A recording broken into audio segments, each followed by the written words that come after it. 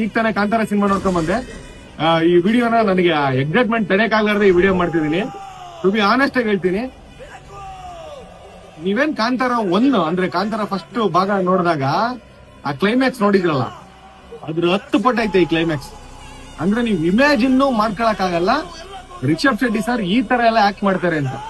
Enter Indian ಸಿನಿಮಾದಲ್ಲಿ ನಾನ್ ನೋಡಿರೋಂತ best of best climax ಇದೇ cinema. ನಾನು ಇಡೀ ಸಿನಿಮಾನ ಯಾವ ರೇಂಜಿಗೆ ಎಂಜಾಯ್ ಮಾಡಿದ್ದೀನಿ ಅಂದ್ರೆ ಕ್ಲೈಮ್ಯಾಕ್ಸ್ ರಿಷಬ್ ಶೆಟ್ಟಿ ಸಾರ್ಗೆ ಈ ಸಿನಿಮಾ ನ್ಯಾಷನಲ್ ಅವಾರ್ಡ್ ಅನ್ನೋ ತುಂಬಾ ಸಣ್ಣ ವಿಷಯ ಆಗುತ್ತೆ. ಇಡೀ ಇಂಡಿಯನ್ ಆರ್ಟಿಸ್ಟ್ ಗಳೆಲ್ಲ 1 ಸೆಕೆಂಡ್ ರಿಷಬ್ ಸಾರ್ನ ನೋಡಿ ಕಲಿಯೋಂತ ಆಕ್ಟಿಂಗ್ ಮಾಡ್ಬಿಟ್ಟಿದ್ದಾರೆ. ಆ ರೇಂಜಿಗೆ ಇದೆ ಆಕ್ಟಿಂಗ್.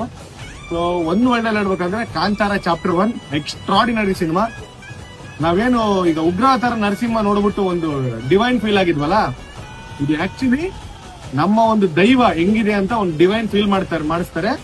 ಅದಾದ್ಮೇಲೆ enter climax pin drop silence ಇರುತ್ತೆ ಈ ಸಿನಿಮಾ. ನೀವ್ ಅದನ್ನ ಎಕ್ಸ್ಪೀರಿಯನ್ಸ್ ಮಾಡ್ಲೇಬೇಕು. ಈ ಒಂದು ವಿಷಯ ಬೇರೆಯವ್ರಿಗೆ ಹರ್ಟ್ ಆಗ್ಬೋದು. ಈ ವಿಷಯ ಈ ಲೆಫ್ಟಿಸ್ಟ್ ಗಳು ಅಂತ ಏನಿರ್ತಾರಲ್ಲ ಅವ್ರಿಗೆಲ್ಲ ಮುಟ್ ನೋಡ್ಕೊಳ್ಳೋ ಸಿನಿಮಾ ಇದು. Hats off to Kantara team.